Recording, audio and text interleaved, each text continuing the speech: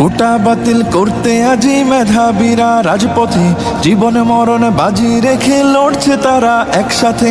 কোটা বাতিল করতে আজি মেধাবীরা রাজপথে, জীবন মরণ বাজি রেখে লড়ছে তারা একসাথে। ৭১-এর স্বাধীন দেশে কোটা নীতি থাকবে না, দুর্নীতি আর স্বজন প্রীতি লাল সবুজে চলবে না।